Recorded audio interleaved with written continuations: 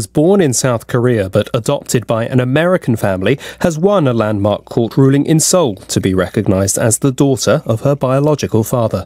Kara Boss found her father's family through an online DNA test, but they refused to speak with her.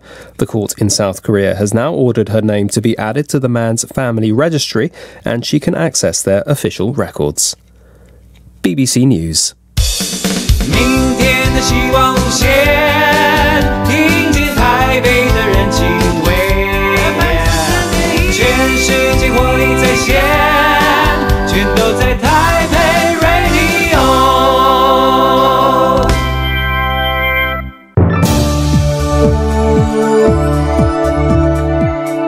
公民总主笔，方恩格时间。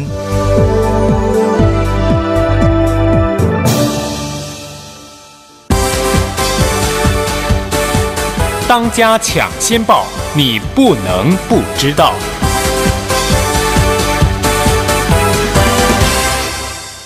在今晚公民总主笔方恩格的时间中，我们邀请到的来宾是靠边走艺术空间的创办人张荣成。靠边走艺术空间是台北一间相当独特的艺廊，提供了许多手工制作的艺术品和玩具供给民众挑选。星际争霸战以及星际大战的粉丝们也可以在这里找到收藏品。在今晚的时间中，我们邀请到张荣成来跟我们分享靠边走艺术空间最近所推出的展览以及观看的重点，让我们一起轻松的来赏玩艺术。谁当家？谁当家？谁当家？你当家？谁当家？谁当家？谁当家？谁当家？我当家。你当家？我当家。我当家。到底谁当家？你来当家。Welcome to the Residence Messenger program on Taipei Broadcasting Station with your host, Ross Darrell Feingold. I'm joined today by Ron Zhang of Wrong Gallery. First of all, Ron, why is the gallery called Wrong? You know, there's right, there's wrong. You have a gallery, your business is called Wrong Gallery. I'm sure everybody asks you about that. So let's just get this out of the way first.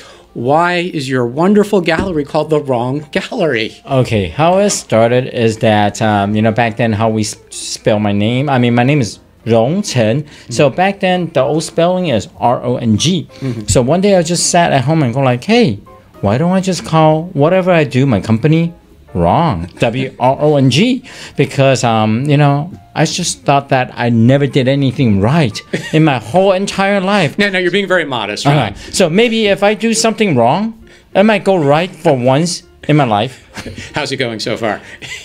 It's okay. I'm still hanging there, cliffhanging. Ron, you have a fascinating background for somebody whose roots are here in Taiwan. You've been in many different industries, and you grew up in Japan, actually.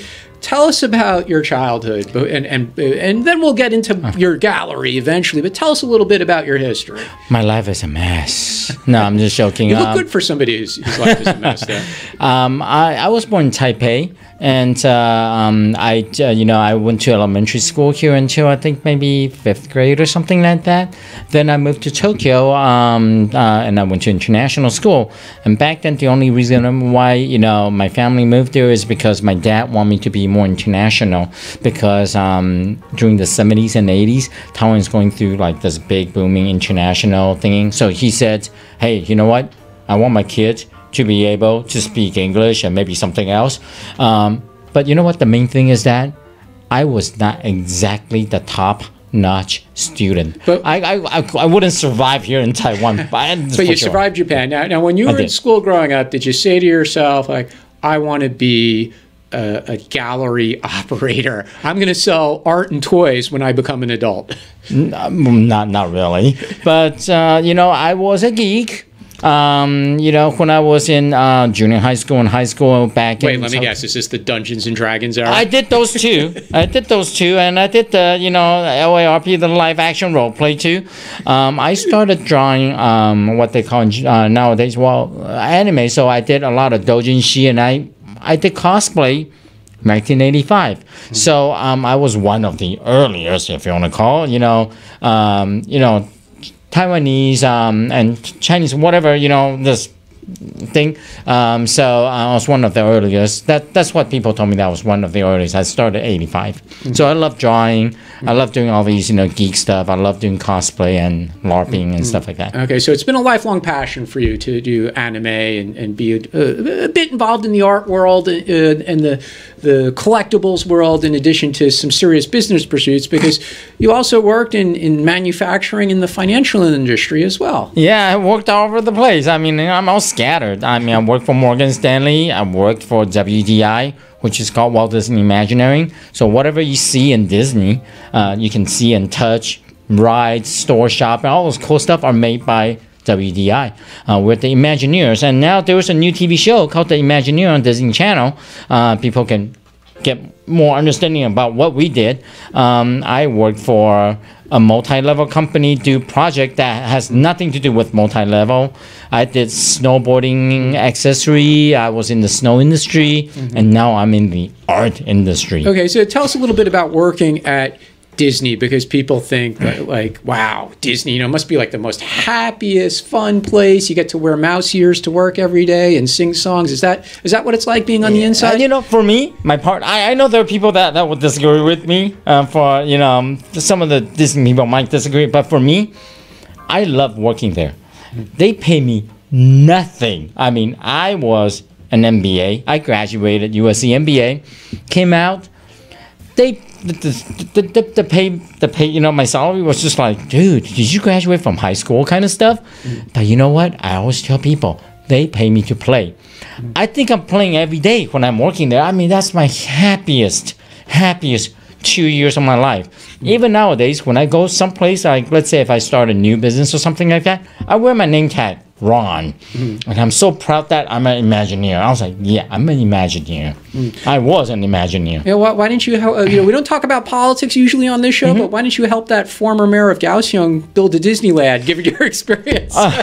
When I first heard that, I'm like, okay, building a theme park is not like what you think it is. I want to build a theme park, voila, voila. There's it takes a long time, lots of planning, and most important is lots and lots and lots of money. And tourists and visitors. Oh yeah, as well. I mean, it's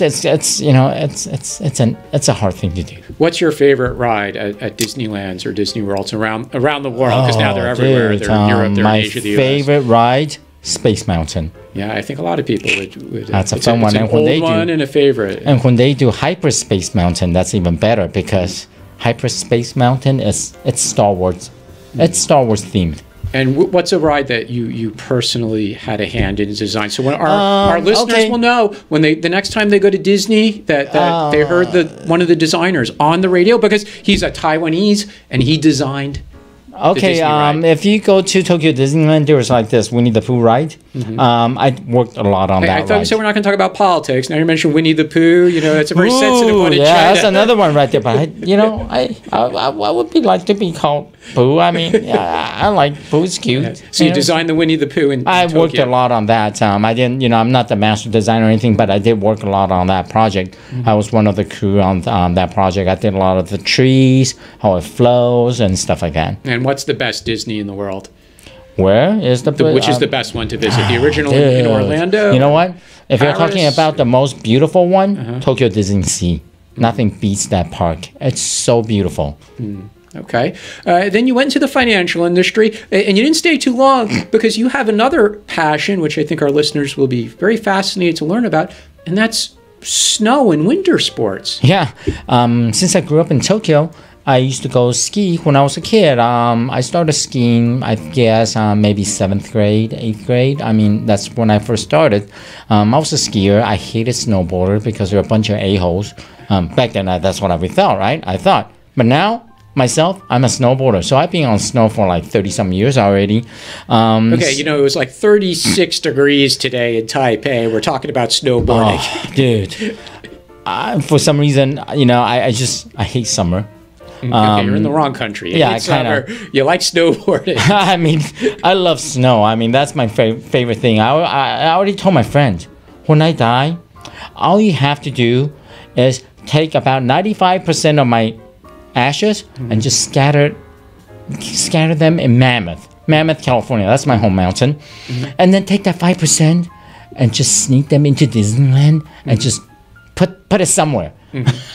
So that's how much I love Disneyland and snow. So you got into this, but you got into the snowboarding business, and you made snowboards and also some of the other gear. I do clothing mostly, so soft goods. I did a lot of masks, hoodies and clothing.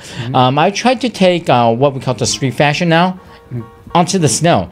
I did that maybe like mid or maybe like the first part of 2000. So that brand has been around for more than 10 years now, maybe 10, 12 years already. But it kind of sounds like you went back into like what we usually call a traditional industry. Like this is what people in Taiwan are really good at, making stuff. Yeah, I mean, you know what? I think it's fun. And you know what? I know deadly squat about manufacturing. I don't know about cut and sew. I don't know anything about the fabrics. You know what's even funnier? All the material I use, it's something that's boo-boo in the snow industry, cotton. You're not supposed to use cotton on snow because they freeze. I mean, you're from New York, you know, cotton turns into like... because I don't like the cold. Cotton turns into ice hard piece of sheet, right? So, but you know what? All my stuff are cotton. I, rarely use polyester stuff. And it's kind of interesting that people kind of like that because you know how soft cotton is. And that's what I do. So I make a lot of this, Western, I mean, the masks I make, it kind of looks like a Western kind of like thugs kind of, gangster kind of like mask. So it looks like... Well, you didn't make any with like a Taiwanese-looking face on there? No Taiwanese face looking on me. The ROC flag, maybe? I did some U.S. flags. No, but back then, most of my market are U.S. and Japan. So I did sold a lot, and I did sell a lot of my stuff. I have distribution in Israel, Europe, all throughout Europe. I got Russia. I mean, it was all over the place. And then you decided that you're going to return to your passion, which was anime and some of the art collectibles. And you had so much success. You were even though you were low paid, you were an executive at Disney, and you had fun there, and you had success with the snowboarding accessories, clothing. What did your friends and family say to you when you announced, I'm going back to Taipei, I'm leaving California, not going to go back to Japan where I grew up. I'm going to go to Taipei and I'm going to open a gallery. What's the reaction? Because you're in the manufacturing business, you're an entrepreneur, you're building your own business. People understand that, but then you say, I'm walking away from that for whatever reason, and I'm instead going to open a gallery. Well, the whole thing about opening a gallery, the whole thing behind that is I didn't know what to do. See, it's an honest answer. I'm very honest. So I lived in California for 30-some years. 20-some years actually. And no, more than that. 1990. See, my math is so horrible. How could I have worked for Morgan Stanley? So I lived from 1990 all the way to about maybe 5-6 years ago. I still live about a third of my time back home. So I want to spend more time with my parents, and I just thought, what can I do? I don't know nothing about Taiwan. These are the parents who sent you off to Tokyo. They said you want to come back and they're kind of happy that I want to come back and spend time with them, because I want the listeners to know that, hey, your parents only get to live for so long. And you know what? One day, if you want to hear them screaming at you, get mad at you, and kick your butt like, you can't hear them anymore. So that's what I thought, We meet a lot of guests on this show who, some kind of similar story. They have roots in Taiwan. They spend time overseas. They come back to Taiwan to start a business in different industries and to spend time with their families. So back then, I just thought, what? I collect all kinds of stuff back home. So my main collections are aviation helmet, fighter pilot helmets, and I collect a lot of movie prop. That's my main collection, is costumes and props. I have over 100 mannequins in my home. Okay, but there's a difference. There's a difference between being a collector and being a gallerist. That's the problem. And I collected arts and art toys and pop arts. So I just thought, hey, let's do the same thing again, like the snow industry, right? I love snowboarding. I will die with snow, and I just said, you know what? Why don't I do something that I know? So just like when I was working at Disney, I think they pay me to play. But when I'm doing all these gallery stuff and when I'm surrounded by the stuff that I like, if you work in a happy environment, I think it makes you happy. That's like maybe you like law. I mean, you're a lawyer. And lawyers tend to be very serious. Yeah, I mean, the laws are fun, actually. Sometimes I think I'm fascinated by laws. Why is some laws being made? How Taiwanese laws, sometimes I just scratch my head. Yeah, you got some strange outcomes there, okay. But the thing is, so the same thing is, when you do something you really love and you have passion in, it makes you a happy person, and if the family supports you, then, I think that's one good way to go. Tell us about the location. Why on Zhongxiao, Donglu, here's another thing. Across from Huashan? What an awesome place, right? And the address is number 68. Well, Chinese people love that number, right? See, that's all coincidence. Just happened to drive by one day. And it was empty. And it was just right there. I was like, hey, that's close to the home. It's close to the house. Okay. Why don't we just rent this place? That's how we started. So you didn't have any specific, you wanted a specific layout so that you could display. It's all wing. So everything is, it's like kind of wing. So it was, I think, a beauty salon. So they do all this facial massage, spa kind of stuff. Did they leave behind the equipment for you? No, they didn't leave anything. So, they left us the shower room. But you know what? We have to take the shower room out too. But, the whole thing right now is just a complete gallery, full-time, gallery. And you display, tell us a bit, what is it? Is it your own collection and you're just selling it off, or you have artists come in whose works, new works you display? Again, just like the snow industry stuff, that's the way I work with things, is that I think if I like it, there will be other people like me that like this. So people ask me always, hey, Ron, so how did you decide to select a certain artist to come and do art shows? My only answer is because I want to meet that artist. I have a gallery, and now I have a reason to meet them, and I'll invite them over to Taiwan. So if I want to meet them, I know there will be hundreds of other people who want to meet them. So basically, right now, our gallery is emphasized on a lot of Japanese anime. And, artists, designers, so we got like designers of Gundam, where kids love building the Gundam. It has as long as a history of a Star Wars almost. Bunch of anime, we do a lot of pop art, we do designer toy artists. And these are all new pieces that are on display. Yeah, so the artists will actually particularly create pieces for the art, art show, and then we'll do that. We'll show the art, the original art. The artist will come and meet the fans. He will sign the books or whatever for them, sign the posters, prints, and of course they'll be selling their artworks, both original and prints and replications. So everything is for sale. Usually.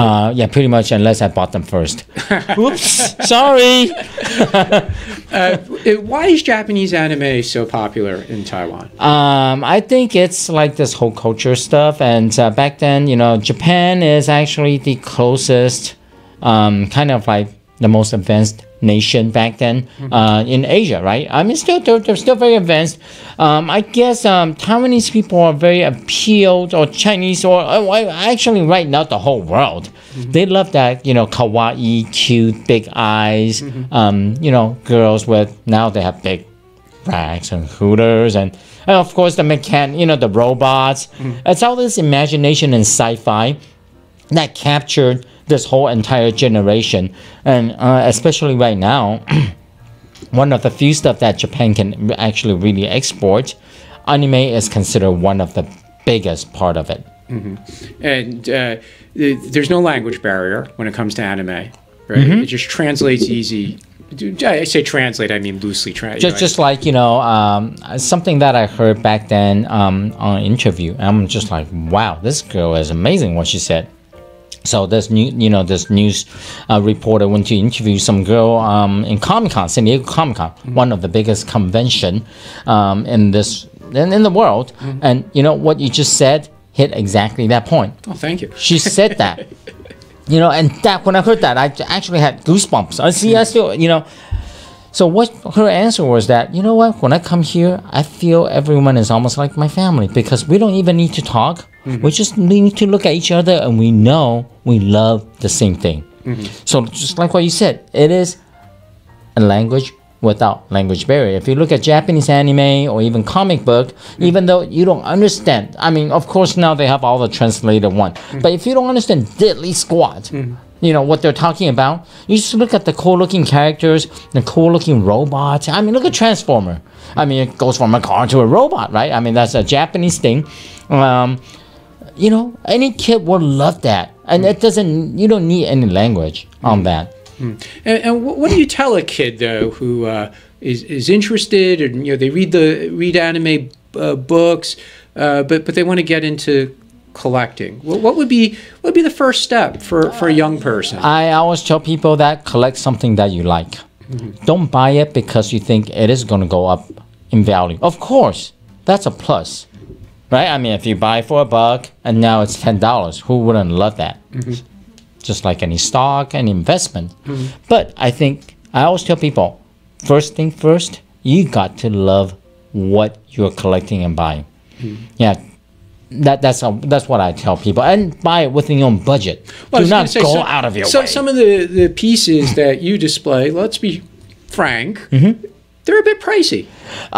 We try to make everything that's affordable to people. Like, for example, let's say we do a show. Even we did a lot of Marvel artists too, from the States, and of course Japanese anime and other pop artists. We always make sure the price range goes from very affordable to something that's a little bit more pricey. So everyone get a range of what they can afford. So let's say if they cannot afford the original, there's always the prints and jikuri that they can get the reproductions. It's still signed by the artist. It's still very collectible. Oh, that's an important part, right? To have very the collectible. Signature. Yeah, they will sign the prints and they're limited number. And how many different artists do you typically bring into Taiwan every year before the virus? We bring into Taiwan. So we do about. So we got a couple of gallery space. We got the big one upstairs. If anyone has been, ever have been to our gallery space, they will know. But if not, please come. You're more than welcome. It's free. People always ask us, "Do you charge?" I said, "No, it's free." Let's discuss that. Why do people think that a gallery that's also, frankly, a retail store? Why do people think you charge for entry? You're not a museum. Yeah, so here's the thing. I guess there's still other galleries that do, charge. I don't know if there are many of them, but right now in Taiwan, most of the galleries don't charge. But to people, art is always expensive. And they think when they see art, they'll be like, wow, this is something that we cannot touch. So my whole marketing strategy is that, it's horrible actually, but that's my marketing strategy, is that we have 2 stories.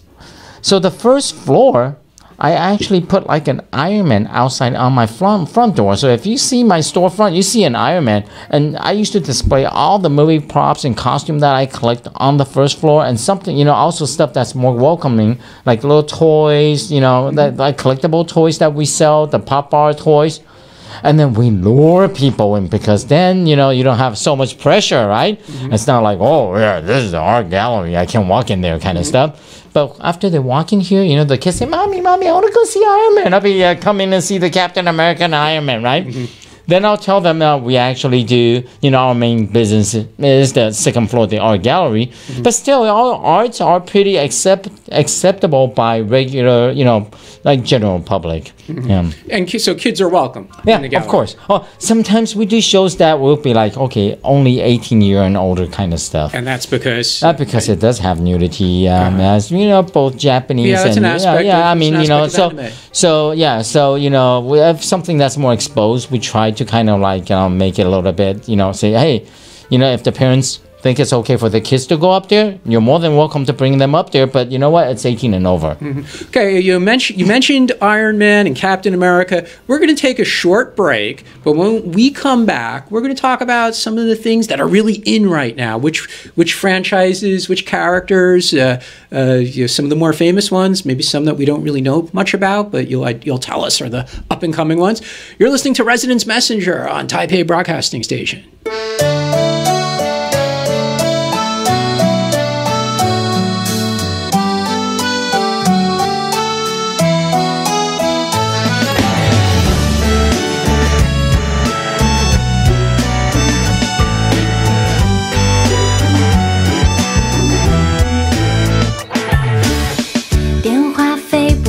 成为爱情的唯一指标，两个人的距离也已经不是拥抱，不用费心猜测你的天气预报，讨厌自己在情上莫名其妙斤斤计较。One, two, three, go！ 我偶尔悲伤，偶尔天真，偶尔很世故。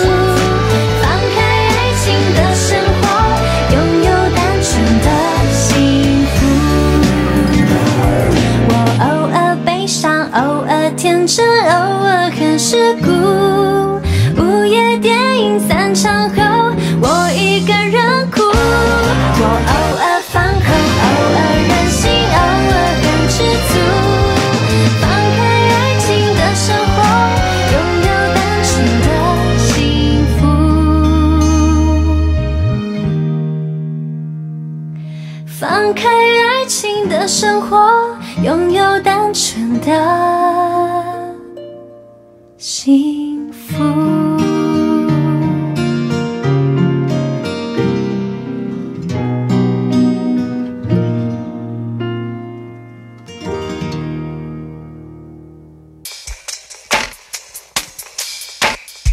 收听台北广播电台 FM 93.1 AM 1134，让你的心情嗨起来。大家好，我是陈零九。饮用水、泡面、罐头、巧克力、饼干。哎，妹妹，你拿太多了。老师说，平时就要准备好3天的防灾食物。啊，防灾食物？防灾食物是可常温长期保存且有营养，才能确保台风或地震来时，我们身体摄取足够所需的营养哦。以上广告由消防署提供。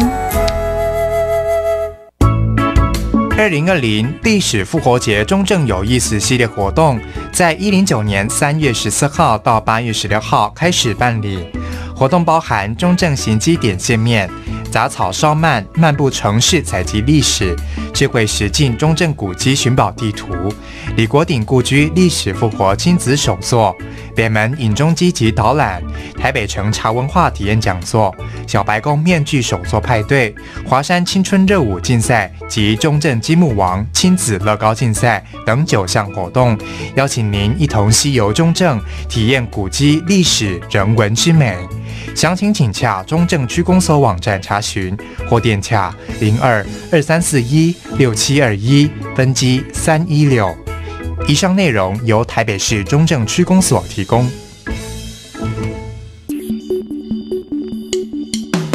见台北的声音，拥有颗热情的心，耳边回荡的旋律，是我们的指引。有爱与梦想的电台，台北广播 FM930。Welcome back to Residence Messenger with your host, Ross Darrell Feingold on Taipei Broadcasting Station. I'm here today with Ron Zhang from the Wrong Gallery. Ron, before we get into specific brands or franchises, movies that generate interest among collectors, quickly ask you about the virus situation. Mm-hmm. Does it have an impact on the business? Because your business does involve people coming to the store, getting close to the customers. The staff has to get close to the customers, and the customers, some of these things they do touch, where they do need to pick them up and look at them and feel them. So has the virus had an impact on your business? Yes. So I think the virus has an impact on a lot of the, every factor. So the biggest impact is that when we do our show, let's say a Japanese animator, we normally invite them to come to Taiwan and meet and greet and sign stuff. Can't do that anymore. People don't come into the store as often. No walk-in customer. A lot of our customer, to my surprise, some of our biggest customers are the walk-ins, and they didn't know we have a place like this, and eventually they became someone that comes all the time. So, some of those customers won't come in.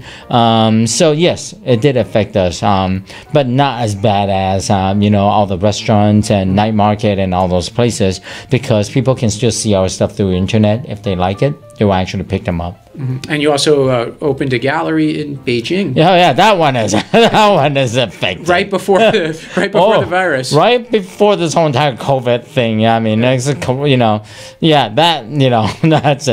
pretty crazy. But they have similar interest in Japanese anime and other collectibles. Yes, they do have that interest too, and but we're trying to discover a whole complete different market in China right now. So it's we're operating in a little bit different than Taipei. And you're an optimist, I could tell. So when do you think you're going to go to Beijing next? I don't know when I can fly in, because right now my friend's wife just went back. She's locked down for like 2 weeks and plus like 1 extra week for something for Beijing. Mm-hmm. So no, I don't think we can go there anytime soon. I haven't been back home yet either. I haven't been back to Los Angeles for a long time. Well, who wants to be quarantined by the federal government? Come on, they're like attacking protesters. Right? Oh yeah, back in LA, yeah. But they don't quarantine you back in LA. I mean, when you go to US, they don't quarantine you. It's still coming back. I don't know, if you get on a plane from Taipei today, it's so hot. When you get off the plane, you might have a fever. Oh, yeah. Yeah, they might go like. Oh. Okay, so you mentioned Iron Man and Captain America. Tell us a bit about what's hot. What's hot? What is out of style? So people in the collectible space for movies and sci-fi.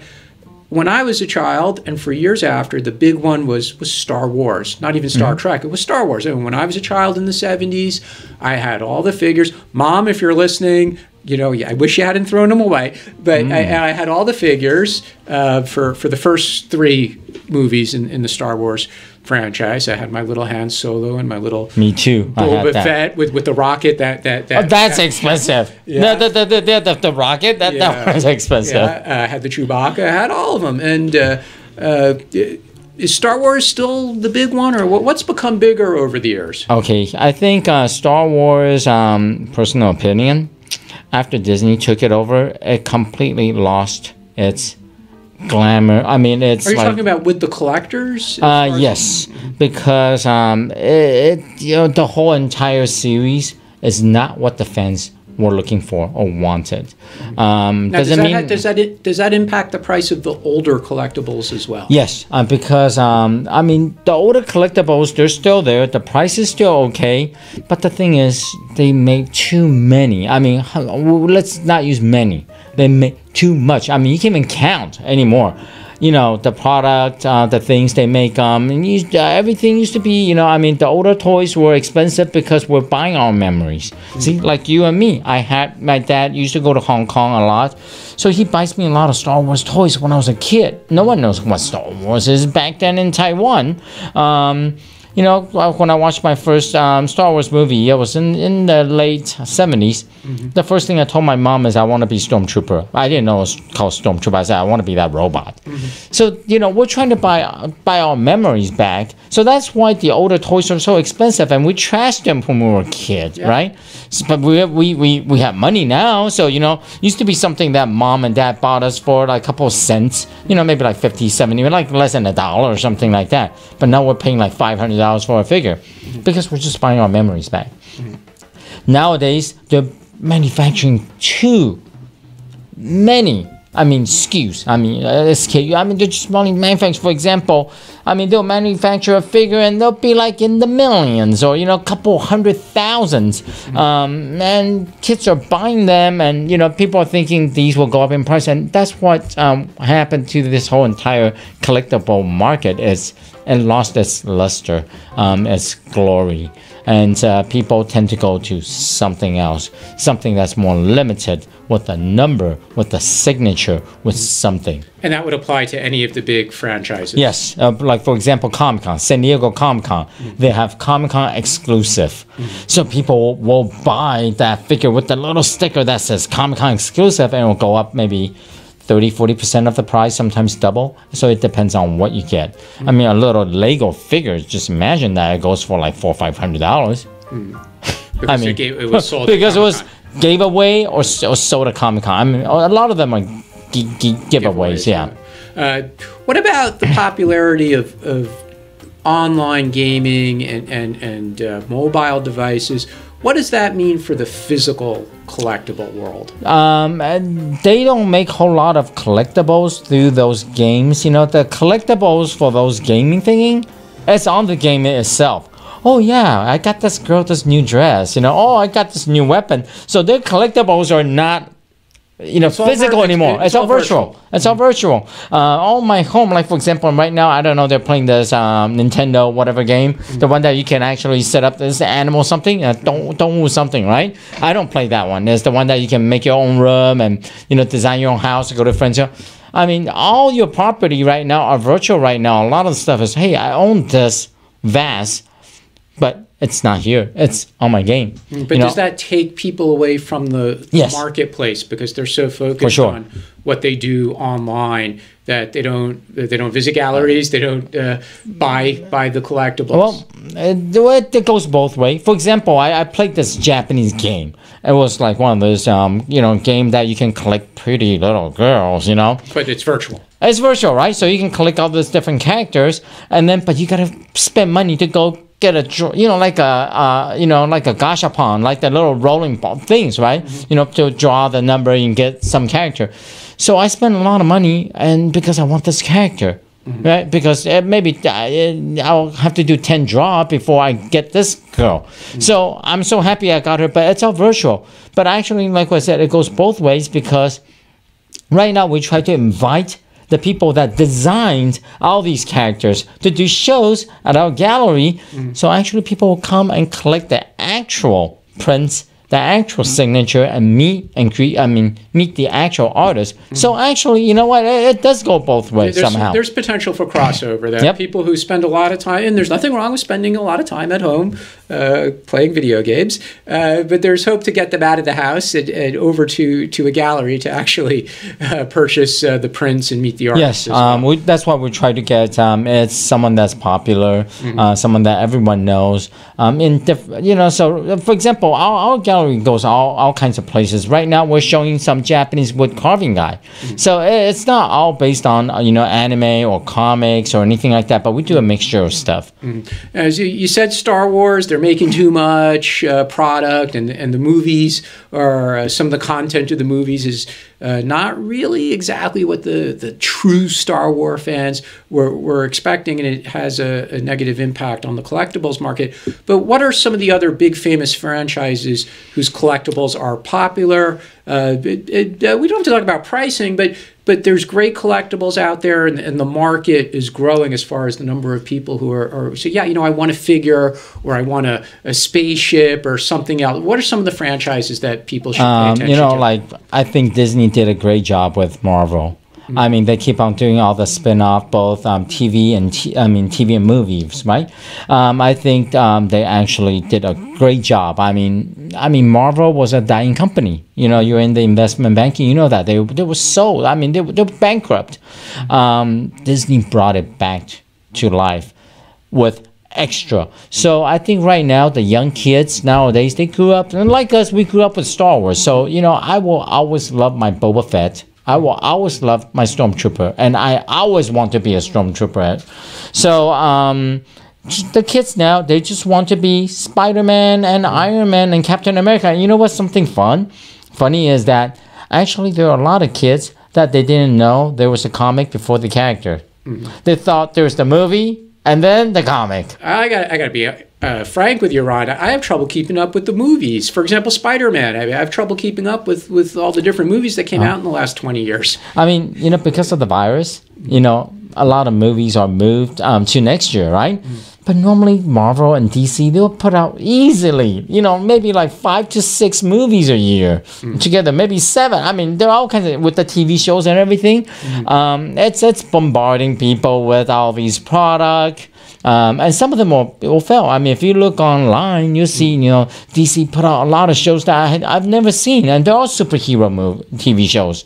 DC actually, I think, emphasized a lot on TV shows, and Marvel emphasized a lot on the movie side. I mean, they both got their fans and collectibles. 12-inch figures at one time was crazy. Price went up, the roof. What I mean by 12 inches, they will actually replicate Iron Man to about 12-inch, 1/6 scale, and they're so detail made. Even the face, it's just like you think Robert Downey Jr. is in front of you, kind of. I mean, little Robert Downey Jr. I mean, the face, you can even see. They even do all the pores and everything on the face. It's crazy. So people collect those, and those did go up in price. A lot of them went up in price. Things like that. So it does have a big collectible market, and those are not cheap either. Some of them are like, maybe like, the original price is already like 9,000 NT, kind of 10,000 NT kind of for a piece. What about some of the other classic ones? We talked about Star Wars. What about Star Trek? What's big in Star Trek collectibles? Star Trek in Taiwan, not popular. Why is that? Because it's not in the culture. I always tell people that the only reason why a certain thing sells very well, it's culture. So, for example, Star Wars, we grew up with it. Even the language and the line itself, it's actually embedded in the English language. So you can go there and go like, hey, Luke, just say, I'm your father. Everyone will tell you that's Vader and Luke, right? That's not in Taiwanese culture or China, or in Japan it's different. But Hong Kong maybe, but they know all these stuff, but it's not embedded in the culture like Star Trek. People back in the States, people grew up watching Captain Kirk and Spock, right? So everyone knows these characters growing up. So it's appealing to the Americans and whatever, but for Taiwanese people right here, for Taiwan right now, people grew up with Marvel, so they know all the characters here. So it's hard to bring that Star Trek thing into Taiwan. It doesn't impact as much. People will watch it as a movie. Let's put it this way, just as a movie. But for us, when we see the young Spock, when we see the young Kirk, You start cheering. Oh my Lord, that's Kirk when he was young. That's when he was, like for example, Picard, the TV series. I was crying when I was watching that. Well, you're a hardcore fan. Yeah, I mean, I'm not a Trekkie. You see, a lot of back in the States, Star Trek doesn't get together with. But the reason why I asked about Star Trek is, notwithstanding what you just explained about maybe it's not as popular in Taiwan as Star Wars, you did host a Star Trek event at the gallery a couple of years ago. Yes, because the fans are my friend, and I think my gallery space. It's I gotta also give back to the community. So any artist or any group that come to us, that if they want to do any event, I'll say okay. And of course the Star Trek, of course I'll say okay, because I do like Star Trek. Despite Star Trek and Star Wars fans do not really. They're not very compatible. They fight. No kidding. Oh, yeah. Oh, if you go to Comic-Con back then in the 90s, you'll see something. They'll be like, hey, we got Star Destroyer. Hey, we got Enterprise. They'll be like, no, Star Destroyers are out to destroy. We're out there to blow us up. Oh, yeah? Our Enterprise, we're out there for peace, but we got we got all these weapons. And it's like, it's kind of funny. You see, both sides fight. Well, I was going to ask you, what's it like hanging out with a room full of Trekkies for an afternoon? No, that's okay. Just wait till you hang around the fans of the Klingons for a whole entire afternoon. You'd be like, okay, now I'm really in outer space. I'm like somewhere out there. I'm in La La Land. And Rod, that brings me to my next question, which is, well, given the nature of the kinds of products that you display and that you sell, what are some strange experiences you had in the gallery? Did people come in and make some odd requests as far as something they were seeking from the collectibles world that they thought you might be able to find for them? So far, we haven't met. I haven't seen any strange requests yet, but. I've heard some requests that I said, you know what, there's no way I can bring this guy in, even though if I want to meet him. Strange request, any strange request? Did people ask for some specific mask or a weapon that is from a movie? Yeah, people always want to buy that. But I always tell them, for example, oh yeah, I really want to buy a real Iron Man suit. I said, well, you can buy the replica, they're okay. If you want to buy a real Iron Man suit, just give you an example. Iron Man Mark II was auctioned off for about $160,000. Well, if they want to pay for it, you'll get it for them, right? I can get that. With a big premium, of course. We have a few more minutes left, so very quickly, once the worst of the virus is over, what are some upcoming exhibitions that you have planned for this year? Well, for the next few months, if people that knows kind of like the Japanese anime world, we will do this guy called Asamiya Kia. He will be in June, and then we'll do a Terada Katsuya. Terada is probably one of the, he's the A-list Japanese designer. And of course, if you like Japanese pure anime pretty girls, August we'll have a more adult content show with our gallery. But right now, we cannot plan a whole lot of shows because we don't know what's going to happen next. And if the artist couldn't come, there's nothing we can plan. All the stuff that I told you right now, like Terada and Asamiya, those were planned last year. And where can people get more information about the Wrong Gallery? Go to Facebook and look for Wrong Gallery or 靠边走艺术空间. Terrific. Weird name. Okay. Yeah. Well, Ron, thank you so much. I hope the collectibles world continues to thrive in Taipei for anime and the other toys we were talking about. And I'm glad to hear that the gallery is open during the virus and people are welcome to come and they can bring their kids as well. It's a happy place for everyone. Great. You've been listening to Residence Messenger with Ross Darrell Feingold on Taipei Broadcasting Station. Have a great weekend.